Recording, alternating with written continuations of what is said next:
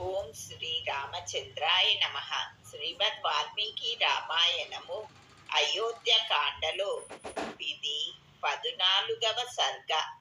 నా రాముణ్ణి చూస్తాను. పుత్ర శోకంతో బాధపడుతున్నాడు మహారాజు. తెలివి లేకుండా కింద పడి ఉన్నాడు. పాపాత్మురాలు మళ్ళీ అందుకుంది కైక. వరమిస్తానన్నావు, శపథం చేశావు, ఆడిన మాట తప్పుతున్నావు. అధర్మం చేసి ఏడుస్తున్నావు, కింద దొర్లుతున్నావు. ఎందుకని? ఏం లాభం? అన్నమాట నిలుపుకో. సత్యమే పరమధర్మం అంటారు ధర్మం తెలిసిన వాళ్ళు. సత్యమే ఆశ్రయించాను నేను. ధర్మ ప్రకారం వరాలు కోరాను. రాజా, అన్నమాట నిలుపుకుని దేగ కోసం శరీరం కోసి ఇచ్చాడు శిబి చక్రవర్తి. ఉత్తమ గతి పొందాడు. అలాగే అలర్కుడు వేదం తెలిసిన బ్రాహ్మడు అడగ్గానే మంచి మనస్సుతో కళ్ళు తీసి ఇచ్చేశాడు. నదులన్నిటికీ భర్త సముద్రుడు. సత్యానికే కట్టుబడి ఉన్నాడు. గట్టు మాత్రం దాటడు. ఎంత చిన్నదైనా సరే అది. సత్యం ఒక్కటే, ఓంకార స్వరూపమైన బ్రహ్మం.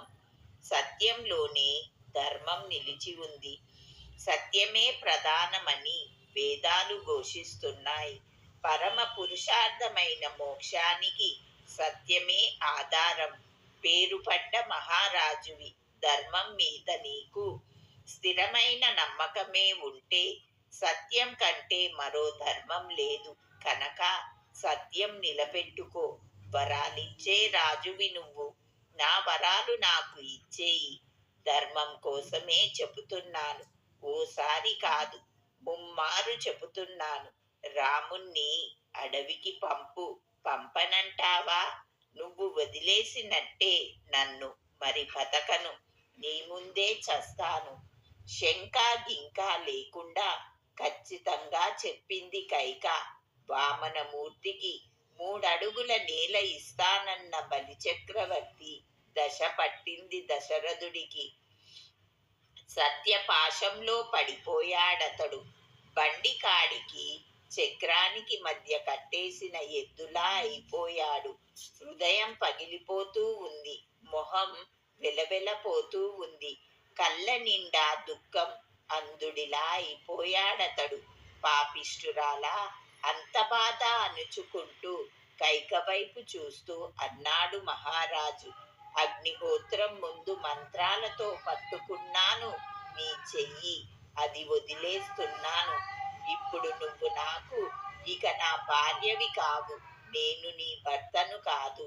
అదిగో నీ కడుపున నాకు పుట్టిన కొడుకుని కూడా నీతో పాటు వదిలేస్తున్నాను. కైక, రాత్రి వెళ్ళిపోయింది. పొద్దు దూరగానే అభిషేక ద్రవ్యాలతో వచ్చేస్తారు గురువులు.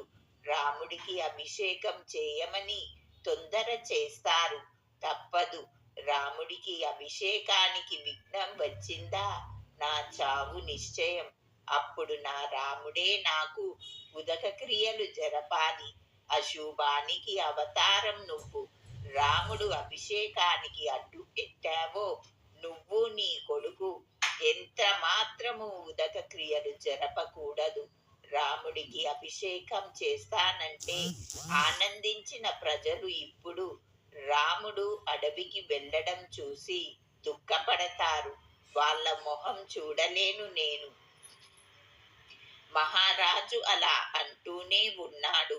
వెన్నెలతోనూ చుక్కలతోనూ వెలిగిపోయిన రాత్రి పూర్తిగా వెళ్ళిపోయింది.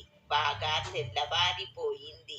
మాటకారి కైక మరింత దుమదుమలాడింది. ఏమిటి అవాచ్యపు మాటలు? కఠినంగా ఎత్తుకుంది. మహారోగం పట్టుకున్నట్టు మాట్లాడుతున్నావు.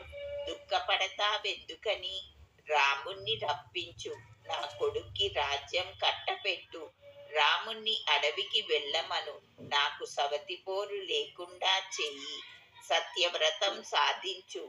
కృతాకృత్యుడివి అవుతావు. చురుకైన కొరడాతో చెల్లుమనిపిస్తే మంచి గుర్రానికి ఎలా ఉంటుంది? అదిగో అలా అనిపించింది కైక మాట మహారాజుకి. ధర్మపాశాలతో విగుసుకుపోయాను. నా మతిలో లేదు. నా పెద్ద కొడుకుకి ధర్మాత్ముడైన నా రాముణ్ణి చూస్తాను అన్నాడతను. తెల్లవారింది. కరకర పొద్దెక్కింది. పట్టాభిషేక పుణ్యయోగం దగ్గర పడింది. శిష్యులతో కూడా అభిషేక సంబరాలతో వశిష్ఠముని వచ్చేశాడు. పట్టణం వీధులన్నీ నీళ్లతో తడిసి ఉన్నాయి. అంతటా మంచి మంచి జెండాలు అలంకరించి ఉన్నాయి. రకరకాల పువ్వులు, పూలదండలు. ఊరంతా గుమ్ముమని పోతూ ఉంది. అంగళ్ళన్నీ కలకలలాడుతూ ఉన్నాయి. ప్రజలందరూ ఆనందంతో ఉన్నారు. ఎక్కడ పడితే అక్కడ మంచి గంధము, అగరు ధూపాలు గుమగుమలాడుతున్నాయి. అమరావతిలా ఉంది అయోధ్య అంతా. చూస్తూ వశిష్ఠముని తిన్నగా మహారాజు అంతఃపురానికి వచ్చాడు. రకరకాల పక్షులు అంతఃపురంలో కిలకిలమంటున్నాయి. పట్టణంలో ప్రజలు, పల్లెటూళ్ళ ప్రజలు, బ్రాహ్మణులు, వేద పండితులు కిటకిటలాడుతున్నారు. జనాన్ని తప్పించుకుంటూ అంతఃపురంలోకి వచ్చాడు వశిష్ఠుడు. మంత్రి, సారథి అయిన సుమంత్రుడు ద్వారం దగ్గర సిద్ధంగా ఉన్నాడు. చూశాడు వశిష్ఠుడు. నేను వచ్చానని మహారాజుకి మనవి చెయ్యి అన్నాడు. పట్టాభిషేకం కోసం గంగా జలము, సముద్రం నీళ్లు బంగారు కడవలతో సిద్ధంగా ఉన్నాయి. మేడికర్ర పీఠం తయారై వచ్చింది. అన్ని ధాన్యాలు, రకరకాల రత్నాలు వచ్చాయి. తేనె, పాలు, పెరుగు, నెయ్యి, పేలాలు, దర్బలు, పువ్వులు అన్నీ తెప్పించాను. అందంగా ముస్తాబైన ఎనమండుగురు కన్యలు శుభలక్షణాలతో, పదపుటేనుగు, శ్రీమంతమైన 4 గుర్రాల రథము, అతి ఉత్తమమైన ధనస్సు, మేతగాళ్లతో సహా పల్లకి, చందమామలాటి తెల్లటి గొడుగు సిద్ధం చేయించాను. తెల్ల చామరాలు తెప్పించాను. బంగారు పాత్రలు, బంగారం మూకుదాళ్లతో తెల్ల ఆబోతు సిద్ధంగా ఉంది. మంచి జూలున్నది. 4 దంతాలు మొలిచింది. మంచి ఉత్తమమైన గుర్రం తెప్పించాను. సింహాసనము, పెద్ద పులి చర్మము, అగ్నిహోత్రము, సమస్త ద్రవ్యాలు సమకూర్చాను. ముస్తాబు చేసుకున్న సానులు, ఇతర స్త్రీలు వచ్చారు. ఆచార్యులు, బ్రాహ్మణులు, ఆవులు, పుణ్యమృగాలు, పక్షులు అన్నీ వచ్చాయి. పౌరులు, పల్లె జనము, ముఖ్యులు 50 మంది వీధుల్లో గుంపులు గుంపులు ఎదురు చూస్తున్నారు. ఇంకా ఇంకా ఎంతో మంది వస్తూనే ఉన్నారు. రాముడి అభిషేకం కోసం కనిపెట్టుకు చూస్తున్నారు. మంచి రోజు, పుణ్య నక్షత్ర యుగంలో రామాభిషేకం జరగాలి. మహారాజుని తొందర చెయ్యి అన్నాడు. వశిష్ఠముని మాట విన్నాడు సుమంత్రుడు. మహారాజుని మెచ్చుకుంటూ లోపలికి వెళ్ళాడు. అంతఃపురంలోకి అతడికి అడ్డు లేదు. మహారాజు ఆజ్ఞ అది. దశరథుడి మంచే కోరే వాళ్ళ ద్వారపాలకులు కనుక ముసలి సుమంత్రుణ్ణి అడ్డు పెట్టరు వాళ్ళు. లోపలికి వదిలేశాడు. తిన్నగా లోపలికి వెళ్ళాడు సుమంత్రుడు. మహారాజు అవస్థ అతడికి తెలియదు. సంతోషం కలగాలని మంచి మాటలతో మహారాజుని పొగుడుతూ వెళ్ళాడతడు. ఆలస్యం చేయకుండా దశరథుడు ఉన్న చోటకే వెళ్ళాడు. చేతులు జోడించాడు. అతన్ని స్తోత్రం చేశాడు.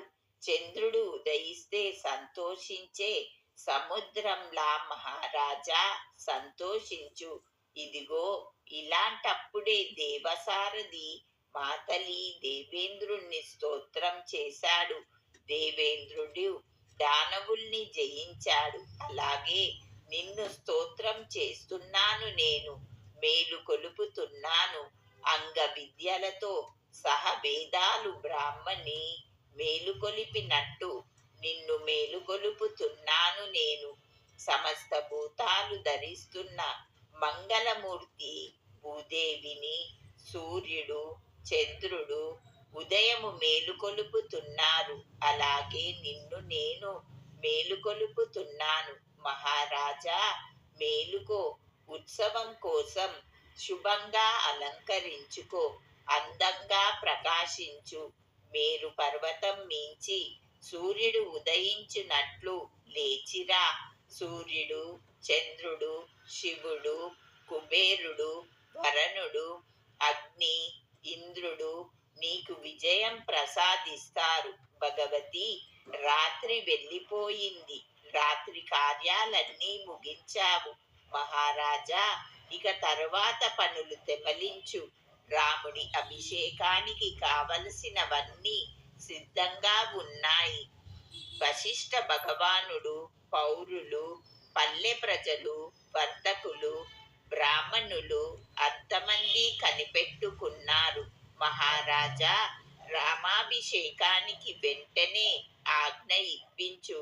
సొమ్ముల కాపు లేని పశువుల మంద, సేనాని లేని సేన, చంద్రుడు లేని రాత్రి, రాజు కనపడని రాష్ట్రము రాణించవు కనుక వేగం లేచి దయచేయి.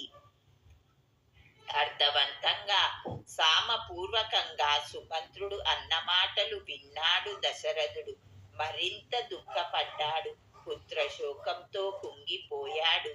ఏడ్చి ఏడ్చి ఎర్రగా వాచిన కళ్ళతో సుమంత్రుణ్ణి చూశాడు. నీ మాటలు మరింత నా మర్మాలు కోసేస్తున్నాయి అన్నాడు. జాలిగా అన్నాడు మహారాజు. దీనంగా అన్నాడు. విని త్రుళ్ళిపడ్డాడు సుమంత్రుడు. చేతులు జోడించాడు. అంత దూరం తప్పుకున్నాడు. దుఃఖంతో మహారాజు చెప్పలేకపోవడం కనిపెట్టింది కైక. ఆలోచనలు నేర్చిన ఆమె సుమంత్రుణ్ణి చూసింది. సుమంత్ర, రామాభిషేకం సంతోషంతో రాత్రంతా నిద్రలేదు రాజుకి. ఇప్పుడిప్పుడే కునుకు పడుతోంది కనుక వేగం వెళ్ళు. రాజకుమారుణ్ణి రాముణ్ణి తీసుకురా. నీకు శుభం కలుగుతుంది మసలకు అంది. మంచిదే అని మనస్సులో సంతోషించాడు సుమంత్రుడు. కైక మాటే మహారాజు మాట అనుకున్నాడు. ఉత్సాహంగా అక్కడి నుంచి వెంటనే బయలుదేరాడు. ఇంకేముంది, పట్టాభిషేకం కోసమే రాముణ్ణి పిలుస్తున్నారు ఇక్కడికి.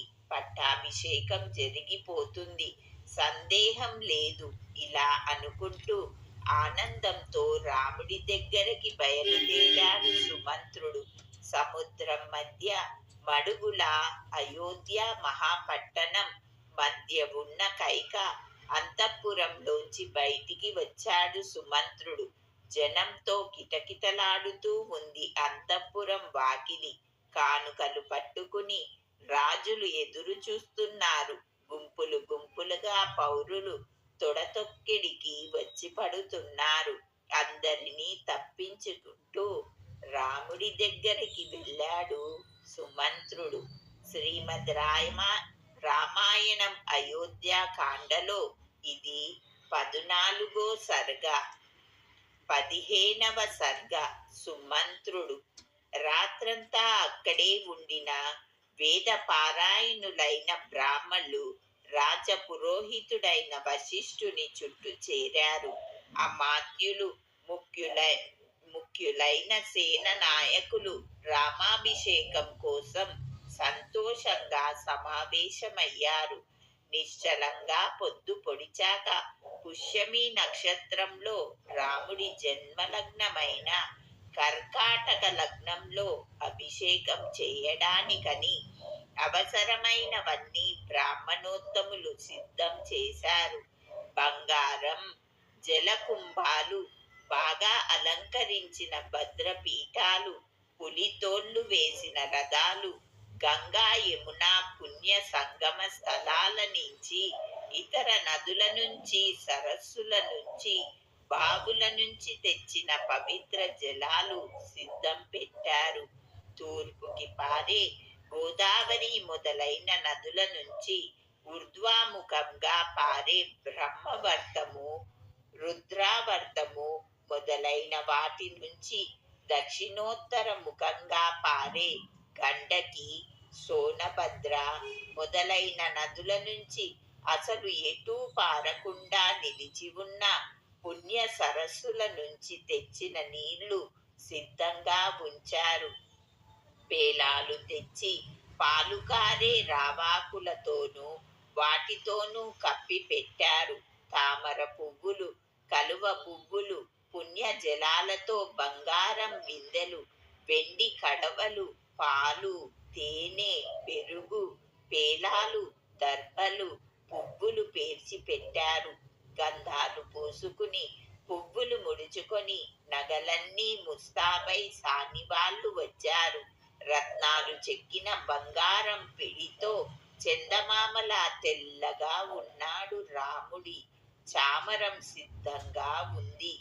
పట్టాభిషేకానికని ప్రత్యేకం తయారు చేసిన తెల్ల గొడుగు చంద్రమండలంలా ఊపడుతోంది.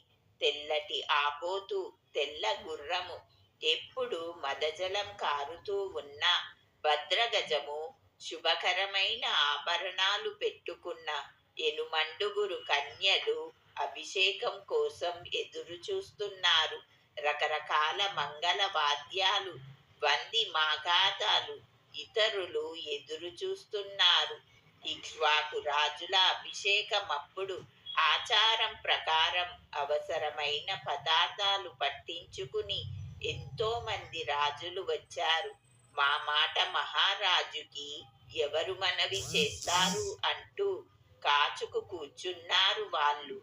పొద్దెక్కిపోతోంది. రాముడి అభిషేకానికి అన్నీ సిద్ధంగా ఉన్నాయి. మహారాజు దర్శనం మాత్రం కాలేదు అనుకుంటున్నారు వాళ్ళు. వాళ్ళని చూశాడు సుమంత్రుడు. మహారాజు మాట మీద రాముణ్ణి తీసుకురావడానికి వెళుతున్నాను.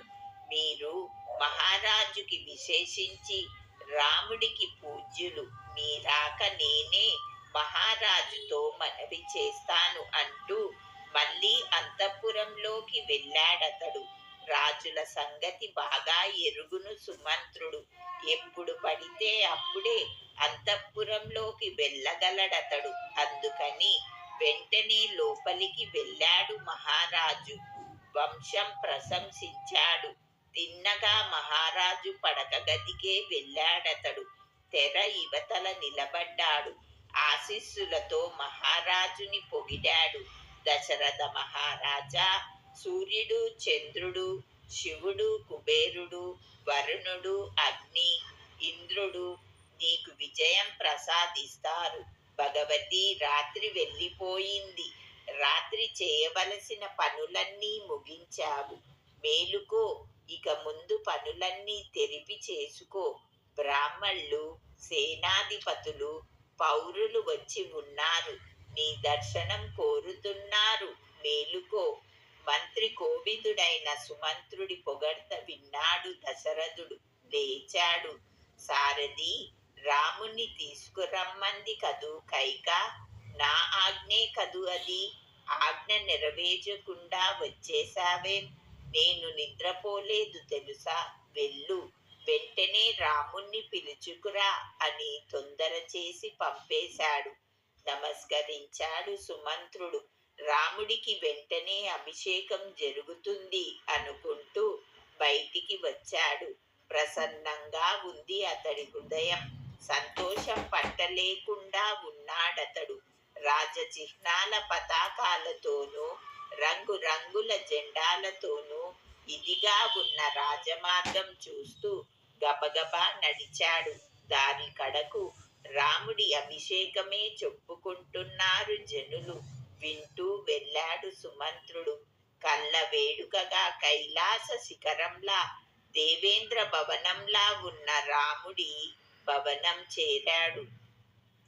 పెద్ద పెద్ద తలుపులు, రకరకాల వేదికలు, బంగారు బొమ్మలు, గుమ్మలాటలు, మనులు, పగడాలు చెక్కిన తోరణ ద్వారాలు, వీటన్నిటితో ఎంతో గొప్పగా ఉంది రాముడి భవనం. శరత్కాల మేఘంలా మెరుస్తోంది. మేరు పర్వతం గుహలా గంభీరంగా ఉంది. అంతటా మణులతో బంగారం హారాలు వేలాడదీసి ఉన్నాయి. ముత్యాలు, రత్నాలు చెప్పే అక్కరలేదు. చందనము అగరు గుప్పుమనిపోతూ గర్ధర పర్వత శిఖరంలా ఉంది రాముడి మందిరం. సార సంపక్షులు నెమళ్ళు మధురంగా కూస్తున్నాయి. స్తంభాల మీద తోడేళ్ళు చిత్రాలు అవి అందంగా చెక్కి ఉన్నాయి. శిల్పులు అతి సూక్ష్మమైన శిల్ప కౌశాలమంతా అక్కడే ఉన్నట్టు కళ్ళు మిరుమిట్లు కొలుపుతూ ఉంది. రాముడి భవనం చంద్రుడితోనూ సూర్యుడితోనూ పాటి వచ్చేటట్టు ఉంది. కుబేరుడి భవనంలా ఉంది. దేవేంద్ర మందిరంలా ఉంది. రకరకాల పిట్టలతో కలకలలాడుతూ మేరు పర్వత శిఖరంలా ఉంది. చుట్టూ చేరి చేతులు జోడిస్తున్నారు ప్రజలు. ఊరూరి నుంచి కానుకలు పట్టుకు వచ్చారు వాళ్ళు. రాముడికి పట్టాభిషేకమని పట్టలేని సంతోషంతో ఉన్నారు వాళ్ళు. పెద్ద తెల్ల మబ్బుల గుట్టలా ఉంది రాముడి మేడ. రకరకాల రత్నాలతో మెరుస్తూ ఉంది అది. కూని పరిచారికలు, పొట్టి పొట్టి పనివాళ్ళు నిండి ఉన్నారు అక్కడ. సకల సంపదలు తలతూగుతున్నాయి. ఎన్నో జంతువులున్నాయి. ఎన్నో పక్షులున్నాయి. ఇంతెందుకు, భూలోక స్వర్గంలా ఉందది. గుర్రాలు పూసిన రథం రాముడి భవనానికి తిన్నగా పోనిచ్చాడు సుమంత్రుడు. చూచి పట్టణం యావన్మంది సంతోషించారు. రాముడి భవనం దగ్గరికి వచ్చేశాడు సుమంత్రుడు. దేవేంద్ర మందిరం చేరినట్టు అతడి ఒళ్ళంతా పులకరించింది. కైలాస పర్వతంలా తెల్లగాను, దేవతల ఇళ్లల్లా ఉన్నతంగాను ఉన్న కక్ష్యాలు దాటి వెళ్ళాడు సుమంత్రుడు. రాముడంటే ప్రాణం పెట్టే జనులు అంతటా నిండి ఉన్నారు. రామాభిషేకం గురించే సంతోషంగా చెప్పుకుంటున్నారు వాళ్ళు.